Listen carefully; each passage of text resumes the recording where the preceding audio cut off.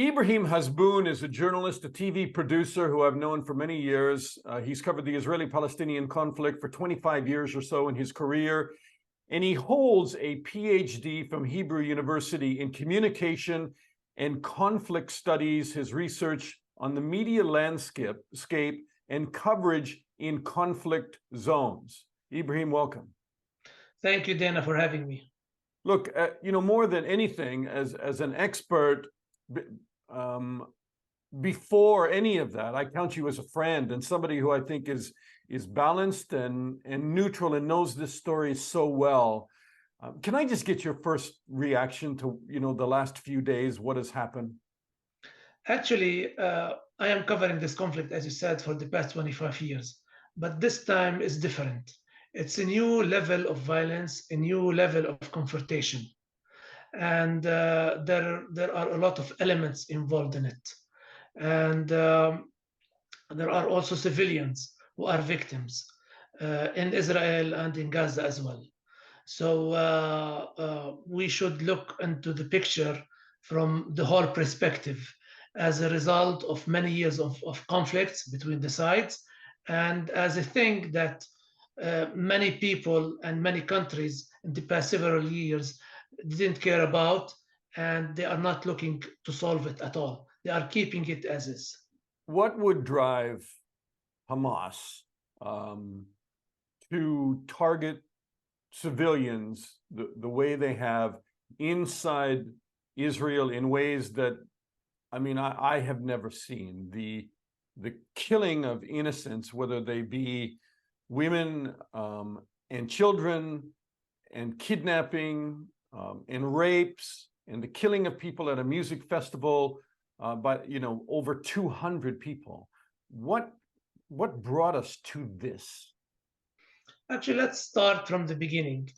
Hamas took over Gaza back in 2007, and since then it went with Israel for several rounds of conflicts and wars from 2008-9 until the last one in May 2021.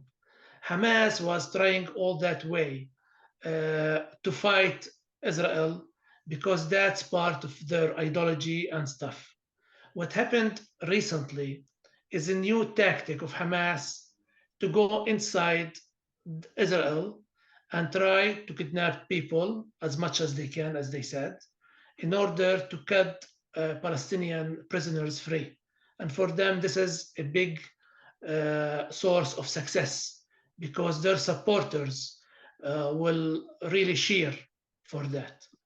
Are the supporters, and sorry to jump in, I'm going to do that, but Yes. Are there supporters?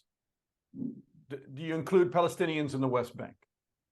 Actually, it's not a secret that Hamas has supporters in the West Bank and supporters outside the Palestinian territories in neighboring countries and around the world. It's not a secret.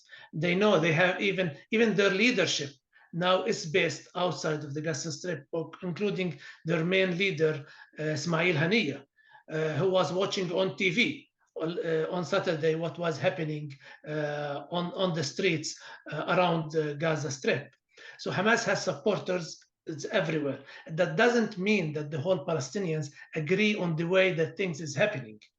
That's one thing, but they agree on one thing, whole Palestinians, that they need to live free under an independent state, whether in Gaza or the West Bank, and they are not in any way right now are managing to get that goal of living in an independent state. And that's but what I understand historically the conflict. We all understand historically this never-ending conflict that to a large degree, Israel's current prime minister, bears a lot of weight in historical terms for undermining what was a peace process and what could have been a light at the end of the tunnel where the two sides could be separated and a two-state solution. We understand that, but this is just from a human point of view, is there not revulsion?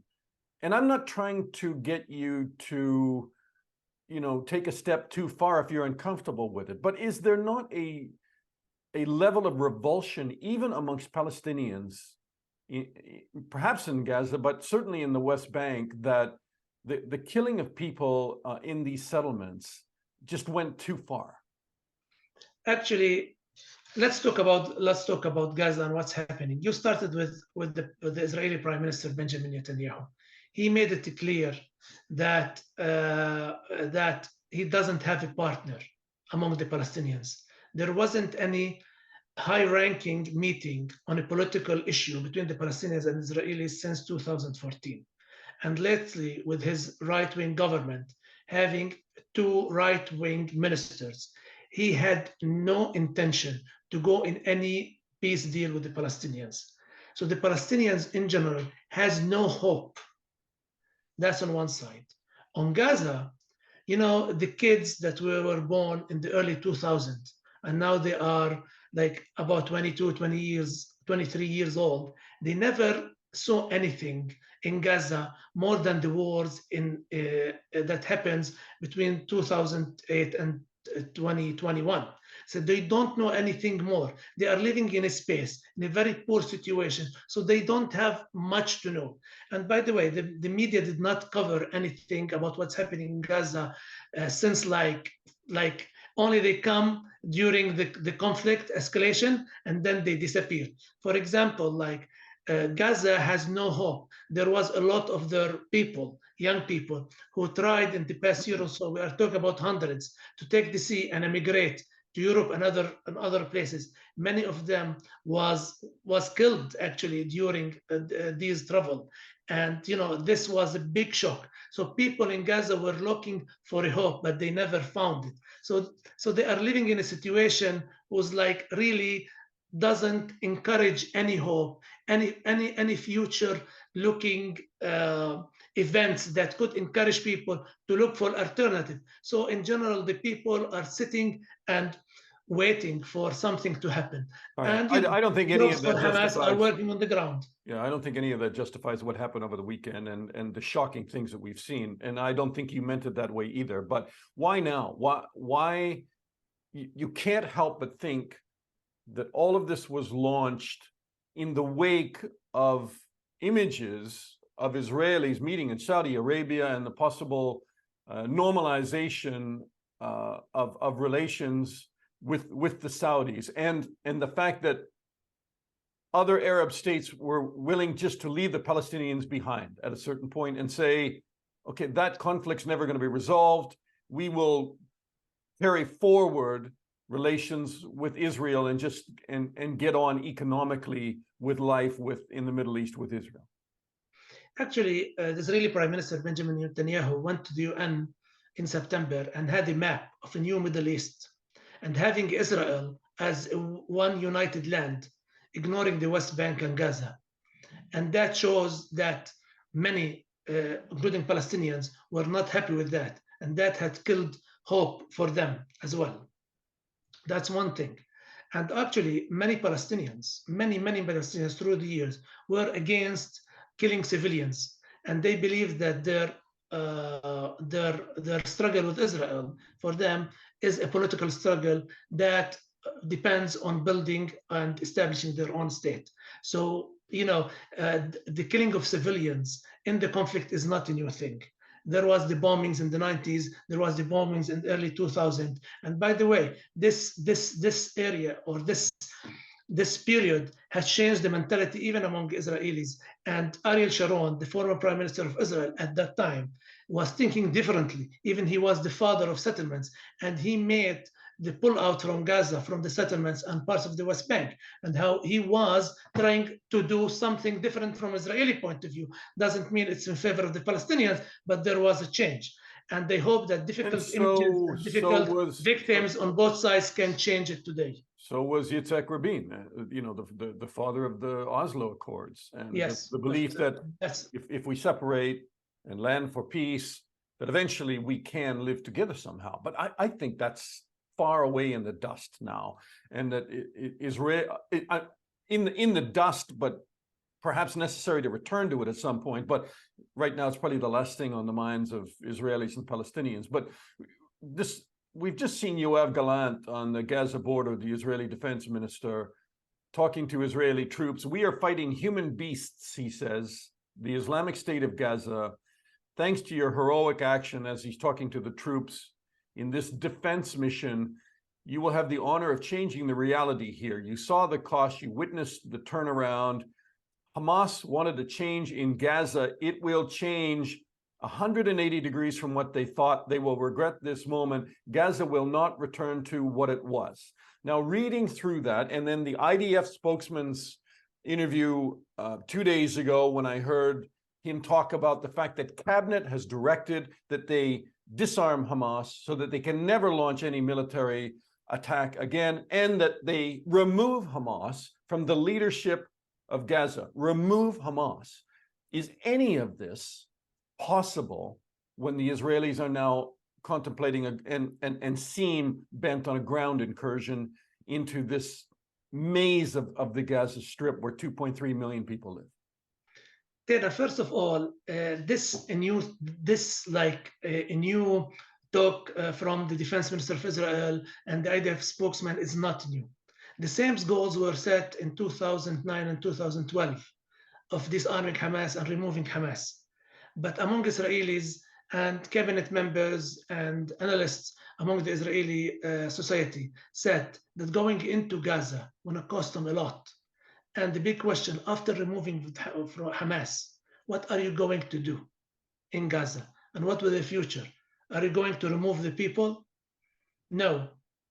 That's one side. The second side, yesterday I was talking to an Israeli analyst who said to me that the pictures of the victims of Gaza, the kids killed there, is trying to go out into the media. Still, the media is not catching what's happening. And this is going to be difficult for Israel to explain later on. If they go into the ground operation, what will happen? We'll see thousands of people killed. We already saw, according to the UN report, that over 700,000 people has already started moving, part of them, into UN schools in order to take shelter.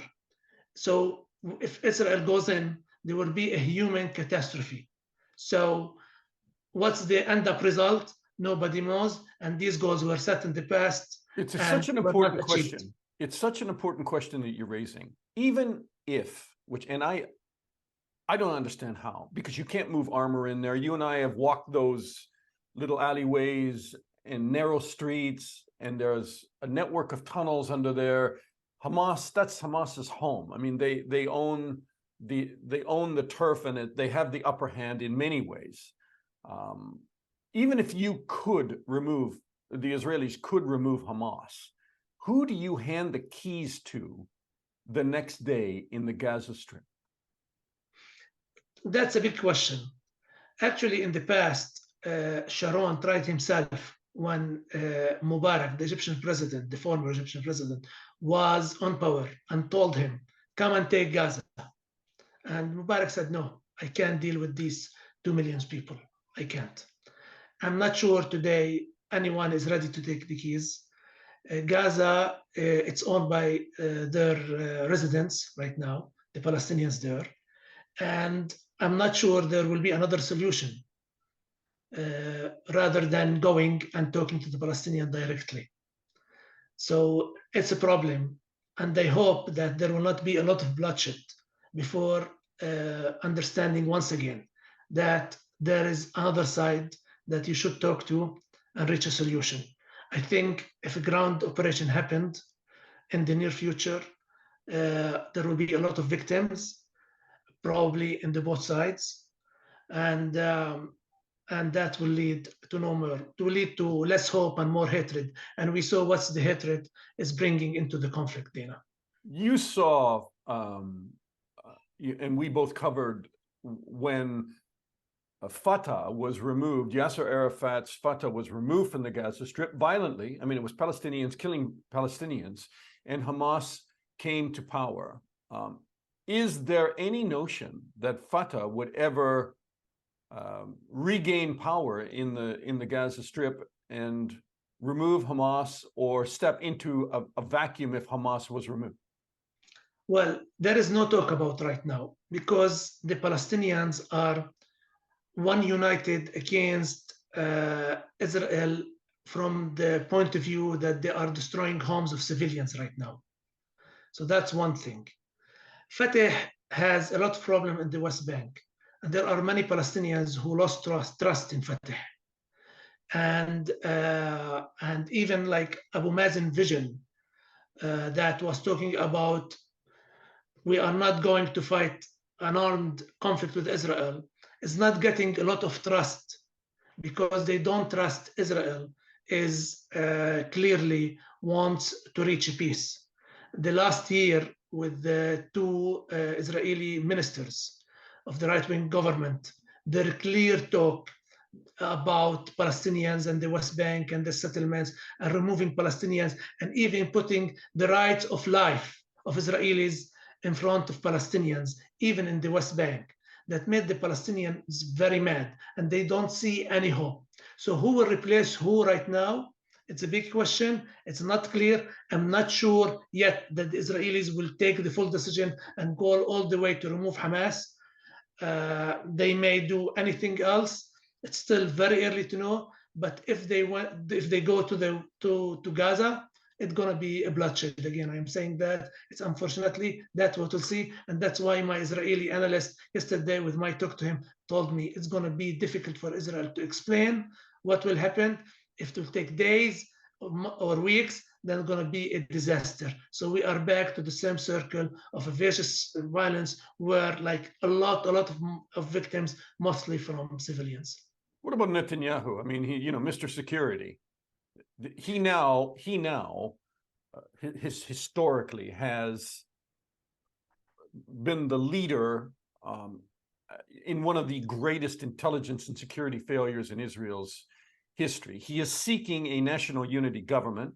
The members of the Israeli opposition are very hesitant just to walk into his cabinet and sign up and sign on. The Israeli government looks like it's in massive upheaval, and do you think that it's possible they will get a more moderate cabinet, or more likely than that they will just get a war cabinet?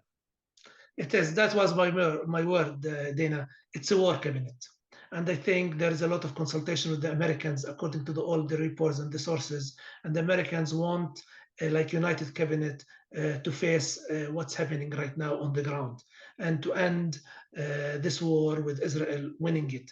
That's the atmosphere in Israel. But changing Netanyahu and changing whatever he's doing, the past year was very difficult with Netanyahu.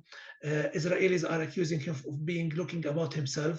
He could pay any price to survive as a prime minister. Actually, they believe that he ignored what was happening in Gaza. He was depending on the money that was coming from Qatar. That he thinks that Hamas getting money and the people they are silent. $100 for each family, it's not gonna give hope to people. It's like a painkiller. It lasts for a little while and then it disappears because they never solved the real problem in Gaza. He ignored it. He focused on his voters, settlers in the West Bank, and that's it. Today, it's like a situation. He's forced. He wants to cover what happened. He's going with this war cabinet, maybe. Still today, there was a meetings between Gantz, one of the main opposition leaders, and himself. They are talking about the possibility, real possibility, of making up such a cabinet with all the reservations that the opposition have on the right-wing elements of Netanyahu's government, but they are going into it. And by the way, what's happening in the north today, a little escalation from Hezbollah, nobody knows where it is going forward from there. Still, it's very minimal. Let's not exaggerate, but no one knows what the coming events will fuel. Right. You've studied media and coverage of the conflict, so you're the perfect person to ask this. If you continue to see these pictures rolling out of the Gaza Strip in the Arab world, and obviously more than what's happened in Israel or in the settlements, all you see now is horrendous destruction in the Gaza Strip. Can Arab leaders in Arab states stay quiet, or for their own survival, in terms of Jordan and its large Palestinian population, in terms of Syria, in terms of to the north with the Hezbollah in Lebanon?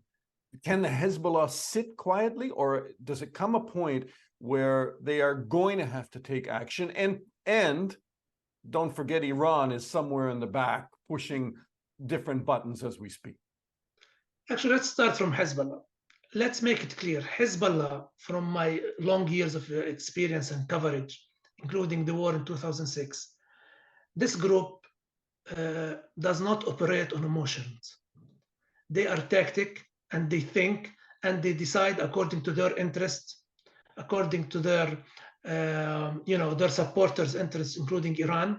So these people are not emotional at all, and they think they are now calculating every step they are doing, especially with the movement of the Americans into the Eastern Mediterranean with all the ships and the big barrage. It's a threat only for now, but they are calculating that.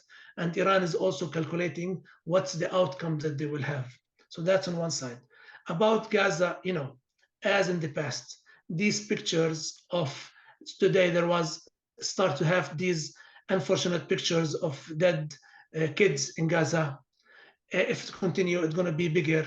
So it will grab emotions. We know that from the past experience that the Arab world has, has been through this. So it needs to have a little bit, maybe it has to be bigger. Maybe if there will be Palestinian displacement and they cross the border to Egypt with big, numbers of people crossing crazily and dead bodies and stuff like that, there will be a move which will force, and I think the Americans understand that, and they talk to the Jordanians, and they are very clear. So there will be a point in the conflict when they will stop. So the idea of, what the Israeli media are talking, how to do an operation that will cause them less difficulties like this one, having the people to rush away. But it's not clear what is happening. Last word about the media coverage. The media coverage so far is like running, like doing the story. Missile record here, they are on the ground. We see in the back, somebody's like, they are not going into we are in the 5th day of the war. They are still running into the shelters. They are still going on the ground. They are not reporting. They are like detailing what's happening, like from numbers and showing that the reporter is under danger. And they were doing that for a long time. During my years of work, I try all the time to change that perspective, to get into the deeds. What you're talking about, because you and I skip over this stuff pretty quickly because we work in that business, but the new generation of reporter has to be under fire. They have to be jumping in a ditch. They have to be dodging a bullet, or there's an air raid or a rocket above them. And that's what's going to bring them cable ratings. And unfortunately, it becomes a self-promoting drama in some cases, rather than solid, sober coverage of a very important story.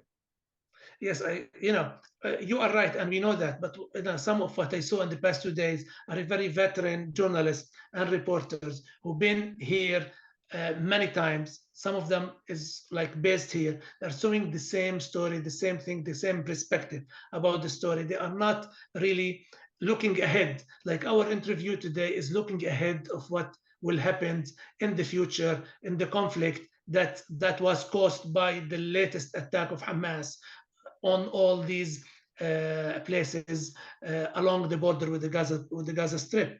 So we are advancing. I still don't see this in the international media. I don't see this. I still see that the international media are reacting to news, reacting to what's happening, and not really trying to go advanced and see, what if this happened?